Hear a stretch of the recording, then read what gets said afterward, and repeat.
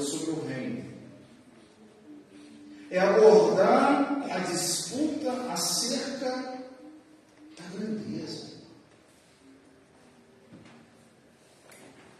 Por que nós,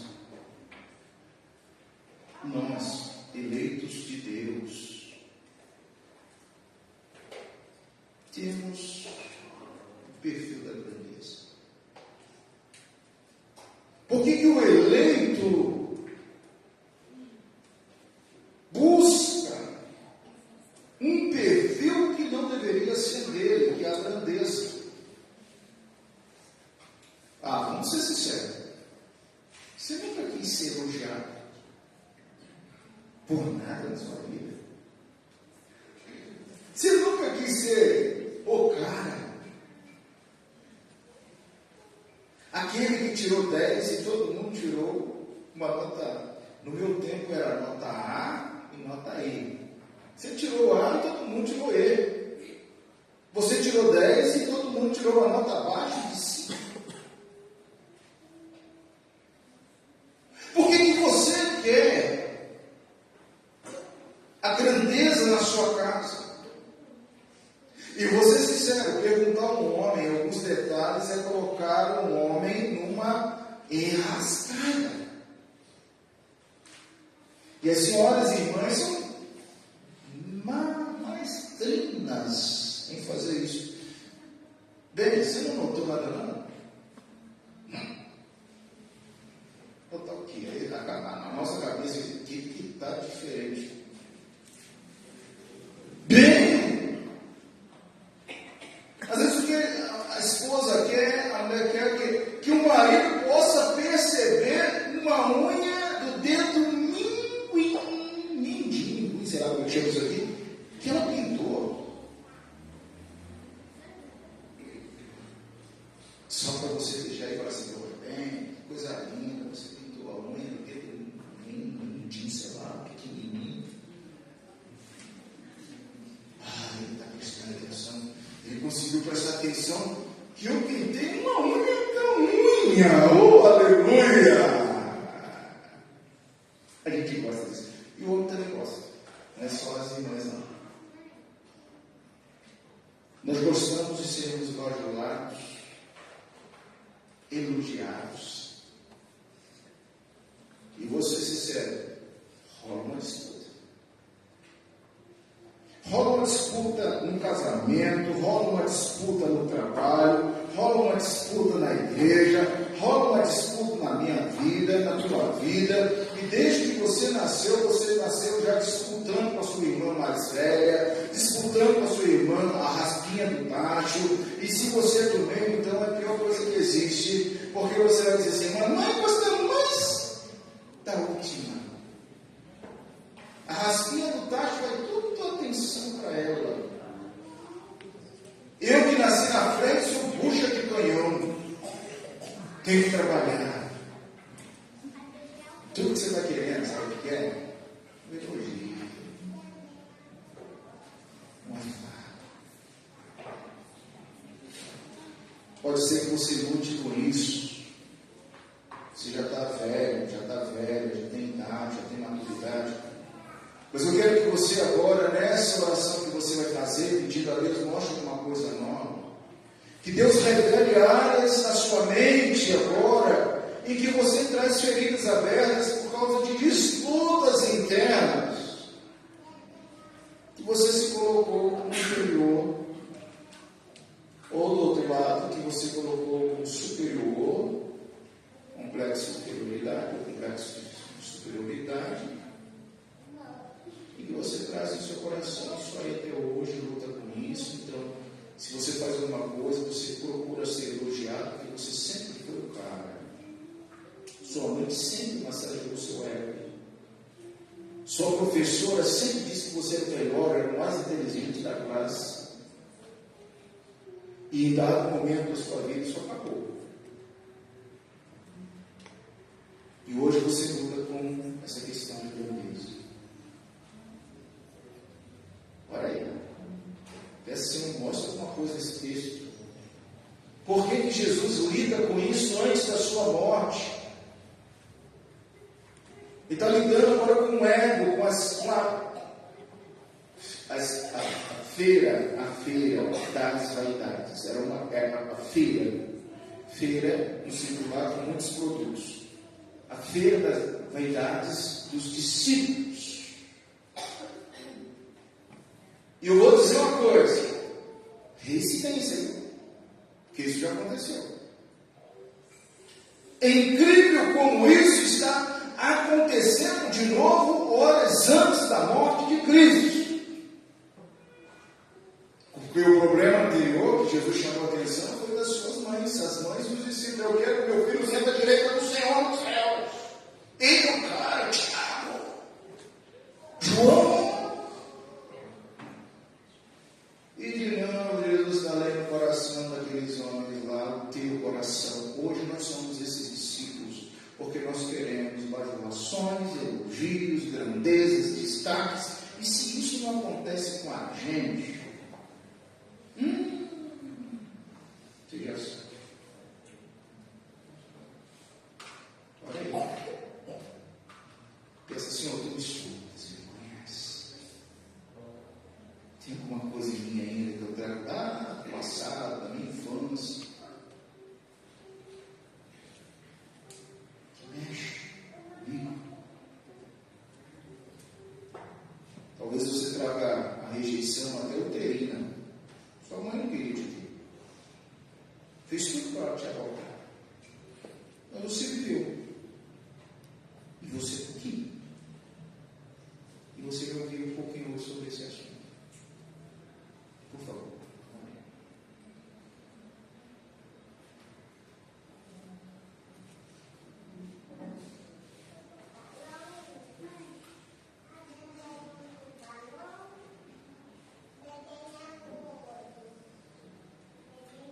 Parece que a palavra já foi lida, abordada, de forma precoce o assunto, mas eu quero, Senhor, pedir, retire de nós esse perfil maligno.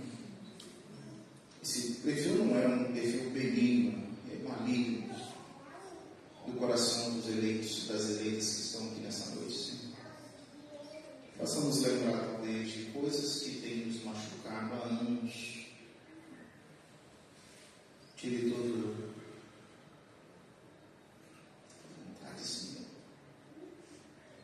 que a glória possa ser nossa, a glória é tua. Trabalhe agora, Senhor, a lembrança do meu irmão ali, manso, está sentado aí agora pensando em algumas coisas da vida. O Senhor está olhando para todos nós. Que esse perfil não seja nosso, mas que se está em nós, possamos, a partir de agora, entregar as suas mãos em nome de Jesus. Amém.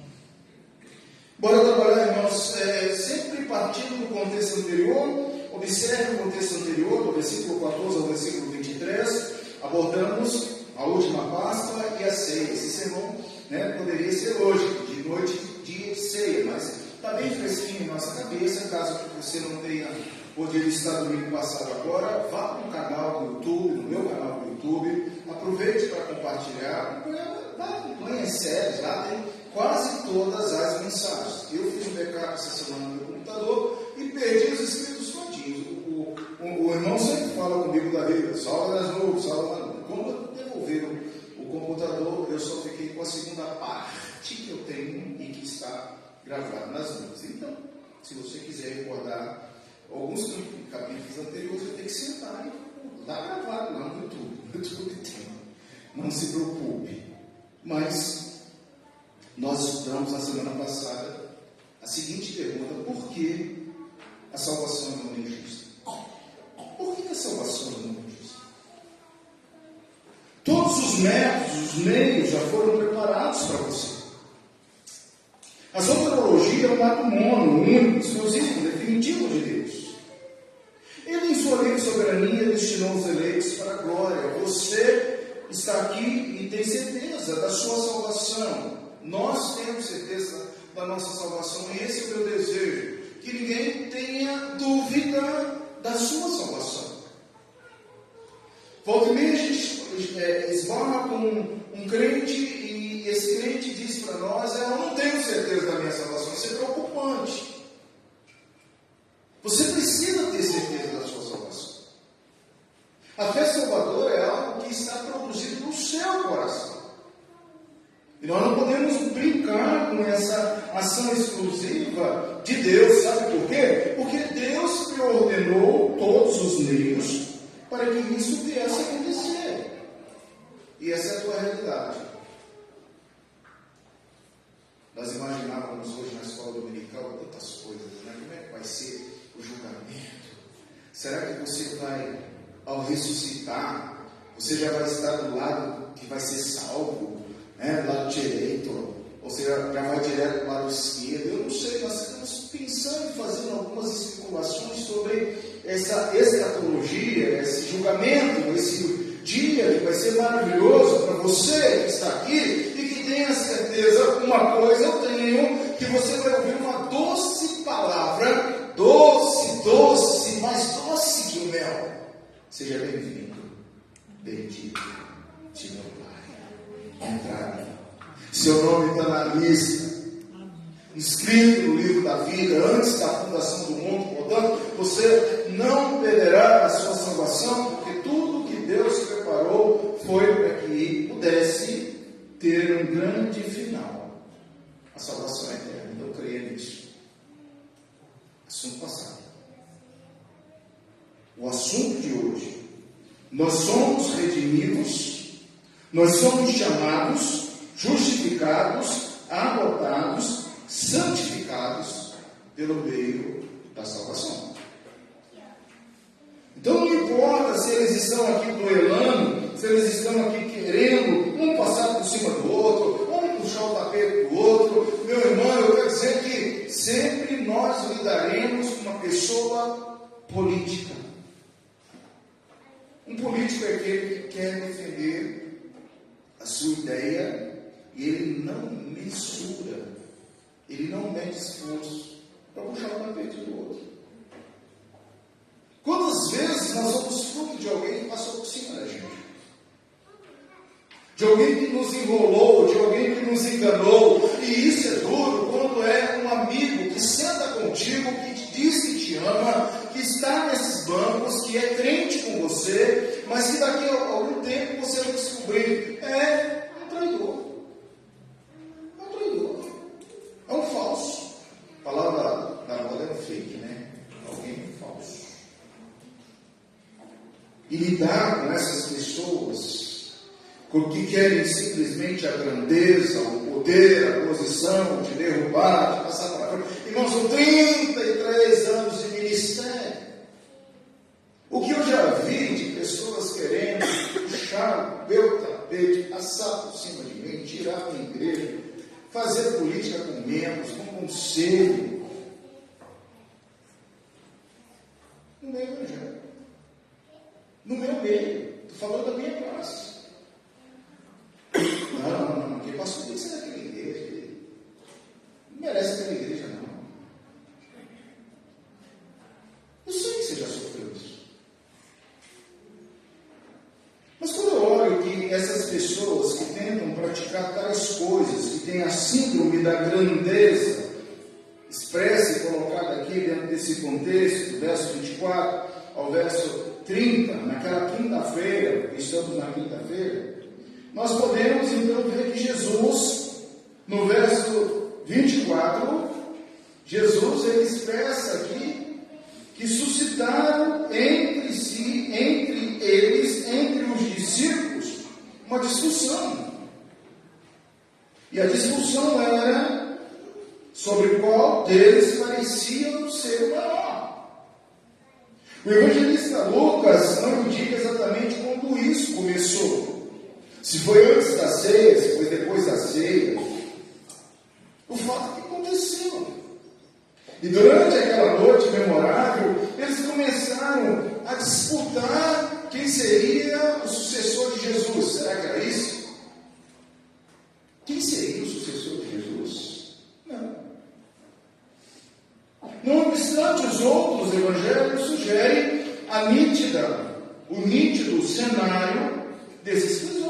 Provavelmente que ocorreu bem no início da festa, ocasião que pode ter sido aquela pergunta feita em que ordens se assentarão os 12. Eles estão sempre discutindo quem vai ser o primeiro nos céus, quem será, como é que vai ser, porque quem sentava perto do mestre era aquele que era mais honrado. Lembra que nós já trabalhamos isso aqui, tem um sermão aí na série que nós abordamos que você precisa ser convidado para tomar assento. Você é inteligente, nós aprendemos isso há muito tempo, acho que tem uns anos, nós vamos há 3 anos falando no Evangelho de Lucas. Chegou para uma festa, não senta em qualquer lugar. Chegou numa cerimônia de casamento, nunca sente na frente, você vai queimar o seu filme. Espere as pessoas, ó, fulano, senta aqui. Aqui está o seu lugar, a sua refeição. Os discípulos estavam disputando quem ia sentar perto do mestre. Que perfil é esse? Esse é o nosso perfil quando você quer ter destaque, quando você quer ter grandeza, quando você quer ser bajulado, quando você quer ser destacado, quando você faz política. Eu vou fazer uma política, eu vou sentar do lado do mestre, porque eu quero ser honrado, eu quero ser destacado, eu quero estar reclinar próximo ao mestre. Eu vou fazer uma política porque eu quero subir na minha profissão. Meus queridos, quem ocupará as posições de honra? Em que ordens de importância? Veja que tudo isso é nos colocado no contexto do capítulo 14, verso 7, versículos em sequência, que discípulo poderia imaginar que aquele que era o maior, era o mestre, ele simplesmente queria demonstrar, e você vai lembrar disso, que na hora em que eles estavam, terceira vez, discutindo posições de grandeza, o mestre pega uma bacia, senta aí, e ele passa a lavar os pés de todos eles. Você quer ser grande? Você quer ser grande? Olha para Cristo. Ele estava lavando os pés dos seus discípulos. E veja que eram pés sujos. Você pode imaginar naquele tempo, cheio de poeira, do pó da estrada, uma bacia com uma água que sairia. Como nós lavamos o carro hoje aqui na igreja, aquele pó vermelho daquele local lá no pavimento, a gente muda de pó hoje, muito pó, muita sujeira. Jesus está me lavando, ele dizendo: eu vou, desço aos pés de vocês. Se eu soubesse, você quer ser grande, quer ter síndrome de grandeza, tem que aprender a sofrer, tem que aprender a servir, tem que ir ao chão, tem que ser sério. Observe em consequência que, embora os demais evangelistas, como João, capítulo 13, verso 1, venham apresentar um paralelo para esse relato de Lucas, certamente mostra um cenário para nós imaginarmos. A cena é a seguinte: ali estava Jesus, no momento anterior, dispôs a sua vida em prol desses homens, centralizou a sua atenção e suas necessidades, amou aqueles homens com ternura intensamente até o fim. Enquanto isso, os bonitões, que somos nós, estávamos discutindo quem era o maior, quem teria destaque. Entretanto, enquanto o coração sente compaixão, eles estão gastando tempo com a pergunta: qual de nós é o maior? Quando o casal entra nessa roda de colisão, a crise vai ser inevitável. Veja que eu já virei o disco para a família, porque nós estamos preparando para a nova série que será em Oséias. Uma família sem Deus é uma família perturbada. Quem é o maior no casamento? Quem é o maior no lar? Quem é que manda aqui? É ela ou ele? Muitas vezes a gente brinca nas cerimônias de casamento dizendo que é sempre o homem. Sempre o homem. Porque ela disse, o homem disse, sim, eu vou fazer. A última palavra é sempre dele. Mas quando entra nessa rota, é crise certa. Crise certa. Não existe maior, melhor, menor, é uma só carne.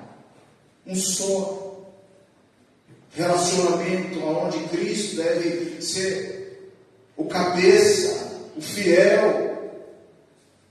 Para a coisa funcionar bem, para que a equipe possa funcionar bem, para que os discípulos viessem crescer, eles não deveriam estar perguntando quem de nós é o maior. Seria Pedro, seria Tiago, seria João, seria posteriormente gerado fora de tempo, o apóstolo Paulo. Quem de nós aqui nessa igreja é o maior, meus irmãos? Quem que você acha que de nós aqui na igreja é o maior? Quem de nós? Eu vou dizer uma coisa, se você quer ser o maior aqui nessa igreja, seja o primeiro a ser. A ser. Se você quer aprender essa lição, você vai longe. Porque o que eu quero é ser servido. Eu quero ser adorado. Eu quero ter poder, e a gente conversava isso ontem com o presbítero Marcos, o seminarista Marcos, e ele falava, pastor, eu não entendo como muitos seminaristas vão para o seminário de Brasília com aquela percepção da igreja nacional, com aquela percepção da igreja de Brasília, com a percepção da igreja seminário, com a percepção das grandes igrejas de Brasília, que o camarada chega com um terninho, senta lá na frente e pronto. Ser líder na casa do Senhor dessa maneira é muito fácil. Ter estátua cosa é muito fácil. E a feira das vaidades rola. Está ali a ebulição. Eu quero ser maior, eu quero ser bajulado, eu quero ser reconhecido, eu quero. Verso 25. Mas Jesus lhe disse. A gente gosta de parábolas. Se você quiser achar mais uma parábola, eu encontrei aqui, ó. Verso 25 e verso 27. Os reis dos povos dominam sobre eles. E os que exercem autoridade são chamados benfeitores, mas vós não sois assim. Pelo contrário, o maior entre vós seja como o menor, e aquele que dirige seja como o que serve. Jesus, uma vez mais, demonstrou a esses homens que o egoísmo deles era uma peculiaridade mundana, pagã. Ele lembra que o egocentrismo de reis, dos gentios, esses homens, enquanto exerciam impiedosamente a autoridade, sem compaixão, sem amor, queriam ser tratados e eram tratados de benfeitores. Quão verdadeiro era isso? E um denário augusto não era chamado Deus. Em uma moeda de cobre, Tibério não era descrito como aquele que merece ser adorado, mas ainda pior, não se havia atribuído o título de benefactor ou benfeitor, erguesse tanto a Ptolomeu como primeiro como a segundo, isso é colocado como digno de adoração, veneração. Todo imperador gostava de ser referência.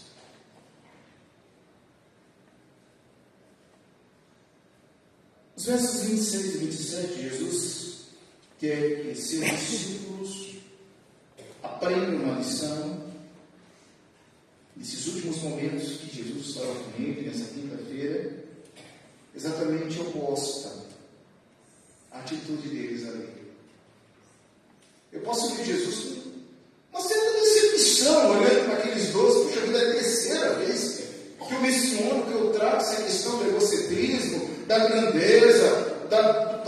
judaísmo, e eles não aprenderam nada. Então Jesus, ele trata a maneira de pensar, ele mostra exatamente uma posição contrária, e ele diz algo no 26, leia e grife algo no 26, o maior entre vós seja como o menor. Eu tenho aprendido uma coisa, a gente vai ficando velho, a gente vai ficando mais criterioso, mais amadurecido. E eu espero que isso esteja acontecendo com você, minha ovelha querida, que já há 7 anos me escuta pregando aqui nessa igreja. Você não pode ter uma cabeça de criança mais.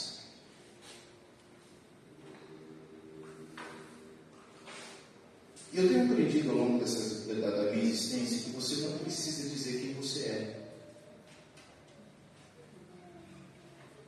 Você não precisa dizer quem você é. Quantos cursos você fez, qual a sua qualificação? Para que isso? Dr. Valdir era um professor, já está na glória, marcou a minha vida, marcou a vida de muitos pastores, de muitas gerações na IPB. O Dr. Valdir, um poliglota, um homem muito culto, um homem que traduziu livros que estão aí hoje e que são base para nós até hoje. O Dr. Valdir, ele sentava com a gente, ele estimulava a gente a ler, estimulava a gente a estudar, e ele nunca dizia o que ele era. E se a gente chegasse perto dele, ele tinha o maior prazer em explicar. Um dia eu estava terminando a minha dissertação no seminário, esse era um outro professor, o Dr. Ademar Godoy, doutor em filosofia da religião, uma série de coisas. E o reverendo Ademar Godoy virou para mim e falou assim: Luiz André, jogue essa dissertação no lixo. Trabalho todo pronto. Falei, o senhor falou, é agora, fui lá no canto da sala e pum. Aí virei para ele assim: reverendo, eu não sei se o senhor me ensina. Aí ele falou assim: ô Luiz, eu chego aqui no seminário toda segunda-feira, 4 horas da tarde. 4h30, eu quero ver você. E de 4h30 até 7 horas da tarde, eu vou te ajudar.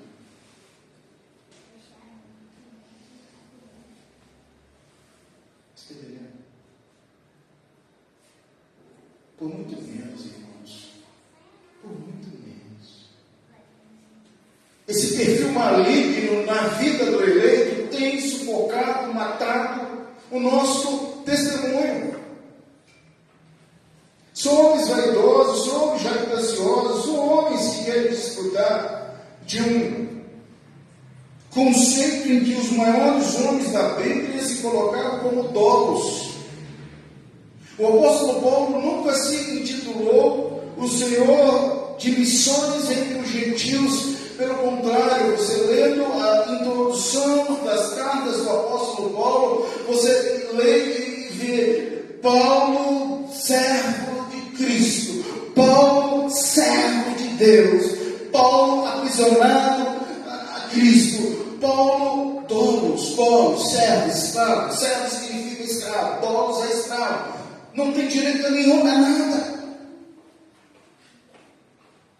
Agora estão brigando para ver quem seria o maior, e pela terceira vez Jesus olhando para a atitude daqueles discípulos, que hoje somos nós.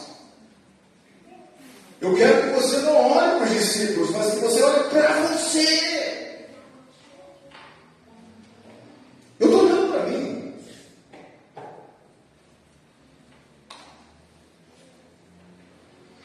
Jesus destina um reino 28 e 30, e agora, passando pelo alto e muitos defeitos do caráter que esses homens exibiram nessa mesma noite, misericordioso, sumo sacerdote, arranca um elogio pela fidelidade, e você pode ver, mesmo assim, ele não diz quem vai ser o maior, quem vai ser o menor,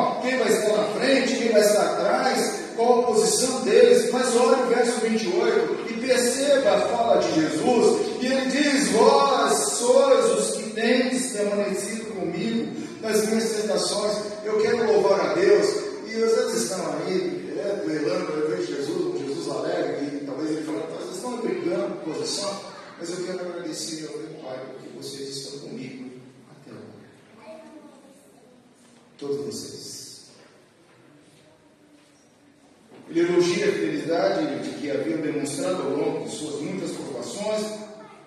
Era verdade que, enquanto os outros, as dezenas, e talvez até mesmo centenas de pessoas, tinham abandonado o Salvador, João 6:66, aqueles estavam ali ainda.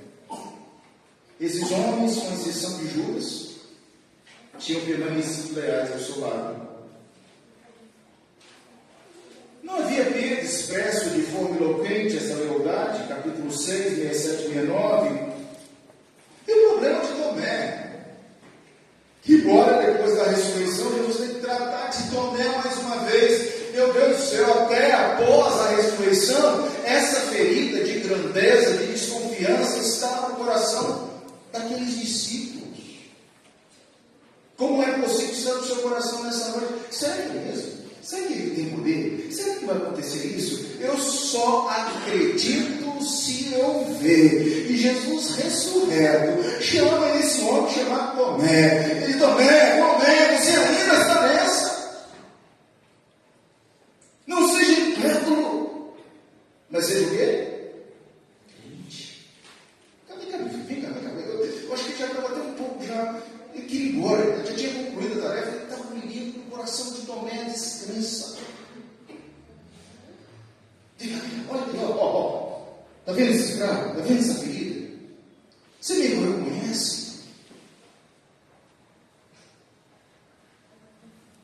Eu estava vendo um vídeo depois da escola dominical, eu estava vendo o reverendo Hernandes falando sobre aquelas pessoas que conheceram Jesus nessa época. A gente falava sobre isso na escola dominical. Você perdeu a escola dominical, você perdeu muito. Foi eu que dei aula. Não é porque foi eu que dei aula, não. Porque nós aprendemos juntos coletivamente do assunto. Então, irmãos que vieram aqui, vocês viram que quando nós abordamos a ressurreição de Jesus, Hernandes estava falando assim, uma citação, uma pregação dele, até mesmo o capataz, até mesmo aquele que ficou a coroa, até mesmo o soldado que ficou a lança, até mesmo aquelas pessoas que ouviram e viram Cristo pregar, ressuscitarão e lembrarão do Mestre, aleluia. Isso, irmãos, é para se tirar no seu coração. Se você está tão apagado, fraco nas suas memórias, traga a sua consciência de que não é descrença, de que não é grandeza, de que não somos complexos, mas que é Cristo, e Ele faz tudo para dizer para nós, eu voltarei. Todos os olhos virão do passado, do presente e do futuro. Queridos, Jesus lembra aos seus discípulos que a ele também foi designado um reino do seu Pai. E aquela disputa dos jovens, levantada aqui pelo Reinaldo, está bem estampado quando eu até reli o verso 29. Assim como meu Pai me confiou um reino, o reino é chegado entre vós, o reino já está entre vós. Eu agora pego esse reino e confio para a igreja presbiteriana de Santa Maria. Você tem ciência disso? Que Jesus pegou o reino do meu Pai, do Pai dele, confiou aos seus discípulos. E eu vou dizer uma coisa, irmãos, se os discípulos não tivessem cumprido essa ordem, o que seria? O que seria da igreja? O que seria de você? O que seria de nós? Mas os discípulos cumpriram, foram até martirizados, todos eles morreram pelo amor, pelo reino, pela certeza, pela convicção, pela mudança, pela transformação, pelo arrependimento. Esses homens passaram por um amadurecimento tamanho, basta ler a história da igreja, a prática dos apóstolos, o livro de Atos, e você vai ver quanto esses homens se transformaram. E esse é o meu desejo, que você, nessa noite, como discípulo de Jesus, mude sua vida. O reino de Deus está confiado na nossa igreja. O que nós temos feito? O que nós temos feito? O que você vai fazer essa semana? Queridos, a prova de Lucas, capítulo 1, 32 e 33, consequentemente, todo o desenrolar a respeito, lá em Lucas 1, 32 e 33, já está o reino, viu, o Reinaldo? Vai lá, já está o reino. O que eles participam agora do reino é um fato evidente, e Apocalipse 3, 21 a 20. Qual o dia do Apocalipse? Apocalipse é um livro que você tem que ler. Como cita Apocalipse? Não é para tocar terror, não. É para dizer a mente da gente. Coisas que vão acontecer. Apocalipse, capítulo 3, verso 21. Diz assim para nós, versículo 21. Ao vencedor dar-lhe-ei sentar-se comigo no meu trono, assim como também eu venci e me sentei no meu Pai, no seu trono. Você vai ficar disputando posições? Se você já tem ingresso no trono, no reino que ainda está por vir, consumativo, mas que já faz parte desse aspecto final, vai lá agora no final, Apocalipse 20, verso de número 4, aonde nós lemos assim: vi também tronos, e nesses assentaram. Olha a visão linda. Refresca sua mente aí, porque você vai estar nesse momento. Vi também tronos, e nesses assentaram-se aqueles aos quais foi dada a autoridade de julgar. Vi também as almas dos decapitados por causa do testemunho de Jesus, bem como por causa da palavra de Deus, tanto quanto não adoraram a besta, nem tampouco a sua imagem, não receberam a marca na fronte e na mão, e viveram e reinaram com Cristo durante 1000 anos.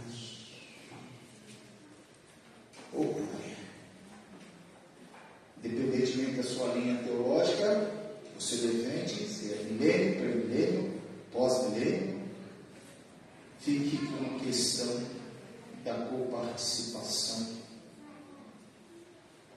da sua presença no reino dos céus. Isso é maravilhoso demais. Bom demais. Irmãos, como já foi indicado várias vezes, as expressões como comer e beber em meu reino, Mateus 8, 11, 22, 2, são partes do simbolismo para os eleitos daqueles que são filhos de Deus, experimentarão esse novo céu e essa nova terra. Quanto a julgar as 12 tribos de Israel, uma relação da promessa que Jesus fizera anteriormente, versos 19 a 28, a gente viu essa questão aqui. E, com toda a probabilidade, ele estava agora pensando no novo Israel restaurado. Não só o Estado de Israel, os judeus, mas a gente. Os que haveriam de estar intimamente com Jesus e também aqueles que estariam em extrema comunhão com Ele. Quando a gente percebe que o decreto de Deus ele é eterno, e ele diz que os que, portanto, são eleitos, logo eu, você, que fomos achados com o pecado original do primeiro homem, Adão, nós que somos originários do pai Adão, só há um caminho para nós, e esse caminho é a remissão por Cristo. Somos redimidos por Cristo de maneira eficaz, daí somos chamados para a fé em Cristo, pelo seu Espírito que opera no tempo devido, na hora certa, no seu kairos, e daí nós somos justificados purificados, adotados, santificados e guardados pelo seu poder, que é o que nós chamamos de perseverança dos santos, e por isso a fé salvadora é consumada. Então, olhar para isso aqui, para essa disputa, é esvaziar, é minimizar toda a obra de Cristo até aquele momento. Olhar para esses complexos de grandezas, de egocentrismo, e dizer assim, é perder tempo, é perder energia. 1 Tessalonicenses 5, 9, 10 diz, porque Deus não destinou para a ira, mas para alcançar a salvação mediante nosso Senhor Jesus Cristo, que morreu por nós, para que vigiemos, que não durmamos, mas vivamos em união com Ele. Romanos 8,30, que aos que predestinou, a esses também chamou, aos que chamou, a esses justificou, e aos que justificou, a esses também glorificou. E João 10, 28, eu lhe dou a vida eterna, jamais perecerão eternamente, ninguém as arrebatará da minha vida. Então aproveite tudo isso para ser escravo de Jesus. Você é escravo de tantas coisas. Você é escravo do... Antigamente nós tínhamos o relógio que marcava o ponto. Aquele cartão, né? Hoje não existe mais isso, mas você é escravo do horário do seu trabalho. Se atrasar, vai ser descontado em folha do seu salário. Financeiro. Você é escravo do seu empreendimento. Você tem que trabalhar. Se você não trabalhar, você não vai ter dinheiro. Então tem que suar, tem que começar cedo, dormir tarde. E muitas vezes a gente esquece que a gente trabalhamos essa semana aqui, que quando você dorme, Deus te dá aquilo que você necessita. Então é inútil levantar cedo, dormir tarde, roubar o dia do Senhor.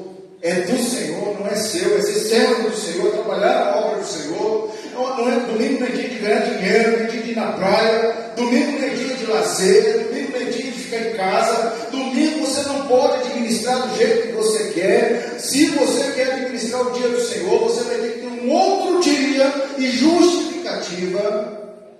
Isso é pós-graduação de terça-feira. Eu quero ver alguém justificar a Jesus e dizer assim, Jesus, o teu dia eu tirei para dar um tibum na água mineral e dar um beijo na jiboia que eles encontraram lá. Eles encontraram essa semana uma cobra quilométrica lá, na piscina velha, na primeira. Agora nós temos os micos e temos as cobras. Você vai para lá no domingo? Domingo, gente, é gastar como vocês estão aqui, os meninos cansados, depois de 3 dias, de uma maratona, de ser abençoados, alimentados, mas conseguiram vir à igreja. Vocês não vieram para me agradar, vocês vieram para adorar o Senhor Deus. O dia é dele. Isso é bom, vocês estão gastando a energia, daqui a pouco vão para casa, vão descansar. Eu deixei de ir na igreja para fazer festa, para cumprir bolo, para fazer recepção. Então eu quero saber qual vai ser o seu dia de domingo. Qual vai ser o seu dia de domingo? Eu quero lá ver, você vai cantar, vai pregar, vai evangelizar, vai orar, vai jejuar. A gente está esquecendo essas coisas. Isso é ser servo. Isso é deleite na obra do Senhor. É prazeroso realizar esse trabalho, porque não consta no perfil dos eleitos a palavra grandeza. Não consta no perfil dos eleitos a palavra egocentrismo. Não consta no perfil do eleito a bajulação. Tem muita gente te elogiando. Vamos para cá. A glória, a honra do Senhor. Quem disse que você é o melhor? É o cara. Quem disse isso? Eu subi lá, numa sensação térmica quase, sei lá, como é que estava lá? 18 graus, 10, 12 lá no inverno. Estava lá, quase travado, conversando com o Marcos. Todos nós somos substituíveis. Se você pensa que você não é substituível, você é. Você é substituível. Fácil. Fácil. E vai vir outro melhor que você. Experimente ficar viúvo. Alguns não esperam a falecida nem esfriar.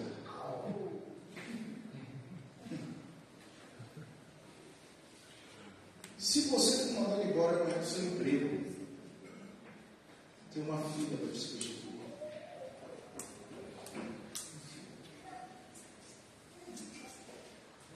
Irmãos, ninguém é eterno aqui nessa igreja. Eu vou passar, você vai passar, a minha geração, a nossa geração vai passar. E sabe uma coisa?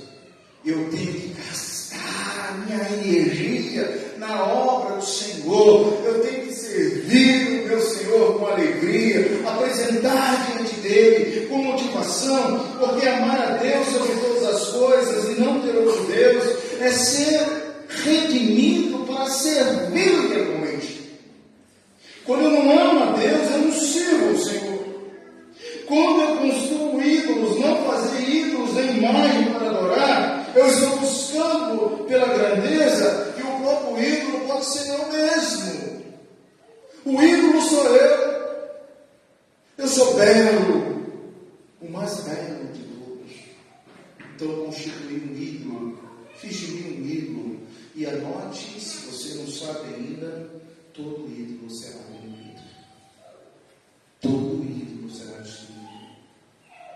Ninguém pode ser o principal na sua vida, a não ser o Senhor Jesus Cristo. Seu marido não é principal, seu filho não é principal, seu carro não é principal, sua casa não é principal, sua saúde não é principal, você não é principal, mas Cristo sim. E eles entenderam isso depois, os discípulos. Você não toma o nome de Deus em vão. Eu não posso brincar com Deus. Eu não posso dizer, Senhor, até quando eu vou brincar contigo? Onde há o princípio da santidade? Eu devo descansar no sétimo dia, dedicar a minha vida ao Senhor. O culto é do Senhor, o dia é do Senhor, a devoção é do Senhor. E foi para esse serviço que eu tenho que trabalhar exaustivamente. Crente, no dia do Senhor, trabalha muito. Se você chega no domingo, ou o ímpio chega com o bucho cheio, virado para a televisão, antigamente tinha jornal, né? Não é jornal. Vai ser o dia mais triste para você. Porque na sua consciência você vai estar lembrando, eu devia ter ido à escola dominical. Irmãos, tudo que você me falar hoje, que você não veio à escola dominical, eu não aceito como justificativo. Anote. Por que eu digo, Senhor? Tudo que vocês não estão aqui, se eu for amanhã visitar e perguntar, fulano, por que você não foi na igreja no culto à noite? E me der várias justificativas, eu não vou aceitar essa justificativa.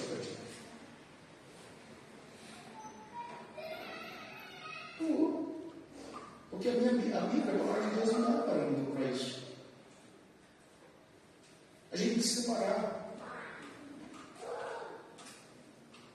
Ter consciência de que honrar o pai, de que honrar a mãe, de ter um relacionamento, de servir seu pai. Quando foi a última vez que você serviu seu pai, você serviu a sua mãe? São maiores presentes de Deus deixados para a sua vida, são graça. Isso é favor imerecido. Um pai e a mãe é a maior graça, é o nosso vínculo sanguíneo, é o instituto que nós temos familiar. Mas eu quero dizer que existe um instituto maior do que esse, que é a adoção. Porque mesmo às vezes não tendo o pai e a mãe mais vivos, nós temos certeza que o Senhor nos adotou. E que nós temos um pai a quem dirigir. Meus irmãos queridos, eu quero terminar nosso assunto. Tudo que Jesus queria com essa última advertência Era recordar aqueles discípulos que eles deveriam parar de duelar entre si. Que eles precisariam mudar a forma. Que eles deveriam aprender a palavra diaconel, diácono. Eles deveriam, em primeiro lugar, ser como aquele que serve. O diácono é aquele que serve. O diácono é aquele que está à mesa. A irmã que faz a alimentação, a irmã que serve a refeição, é a maior naquele momento. Você que vai sentar e vai comer, você não fez nada. A irmã fez a alimentação, a irmã serviu a mesa. É aquele que serve a mesa, disse o Senhor Jesus. Eu preciso entender isso. Esse princípio é relembrado nesse contexto deixado por Jesus. Essa passagem me ensina quando suscitou-se uma disputa entre eles, sobre os quais deles era considerado maior. Eu estou entre vós como aquele que serve. Eu sou o maior, eu estou te servindo, Pedro. Tiago, eu estou te servindo. Vocês, porém, são aqueles que têm permanecido comigo em minhas provações. Eu reconheço, eu sou grato a Deus, que nesses últimos momentos eu estou vendo vocês aqui. Obrigado, tá? Jesus é capaz de agradecer a vida dos homens. Que diferença entre os discípulos egocêntricos e o Salvador que se auto-sacrificaria. Não obstante, meus irmãos, mesmo agora, ele enaltece esses homens por terem permanecido com ele em suas provações. Que lição ele nos dá de relações humanas? Sempre ter alguma coisa para a gente dizer. Muito obrigado. Muito obrigado, minha esposa, por você estar cuidando da nossa casa. Muito obrigado, meu marido, por você estar trazendo sustento para o nosso lar. Muito obrigado, mãezinha, pelos anos que você está consumindo pela minha vida. Muito obrigado, minha sogra, você é presente de Deus. A gente precisa entender isso. A gente precisa entender que maior é aquele que serve. Ponto final? Para a gente passar para a ceia. Qual o aspecto fundamental desse sermão para mim hoje? Você agora faz uma aplicação para a sua vida. De que lado você está? Do lado daquele que entrou aqui e falou: o pastor tocou numa ferida. Eu sempre quis ser elogiado, bajulado, eu sempre busquei ser o melhor em tudo, uma competição infernal com as outras pessoas. Ou do lado daquele que tinha um complexo de inferioridade, eu sou filha, ou azar, ou ovelha negra, nada funciona na minha vida. Que lado você está? Quando as disputas começaram na vida da igreja, eles esqueceram de servir. E a gente vê isso em 1 Coríntios. Eu sou de Cefas, eu sou de Apolo, eu sou de Paulo. Ninguém é de Deus. Essa igreja, quando essa igreja, a IPBCM, quando ela começar com disputas e intrigas geradas no meio, no centro dela, será problema para o conselho, será problema para a liderança. E eu vou dizer uma coisa para você: você começará a não prestar um serviço, você começará a prestar um desserviço à obra do Senhor. Não pense que o Senhor da igreja não está vendo. Ele está vendo. Parece a vaidade ao culto a si mesmo. Mas uma palavra está aqui em grego. Filoniquia. Junção de duas palavras. Você vai entender dentro desse contexto que é a última palavra dentro desse contexto em grego. Filos, todo mundo sabe. Filos, amigo. Daí que vem filosofia, amigo saber. Nepos, rixa, disputa. Como é que eu posso ter amigo disputar, que queiram sobressair uma equipe. Então, filonequia significa contento. Quando alguém quer sobressair ao outro, está já. E isso não é perfil dos discípulos e dos outros. 1 Coríntios 11,16 diz: mas se alguém quiser ser contencioso, nós não temos tal costume, nem as igrejas de Deus. Paulo dirige isso à igreja de Corinto e traduzindo para todos nós: se a nossa igreja quiser ter disputas, rixas, divisões, eu sou o cara. Eu tenho que dizer para você, sim, isso não é perfil da igreja de Cristo. Preste muita atenção nas suas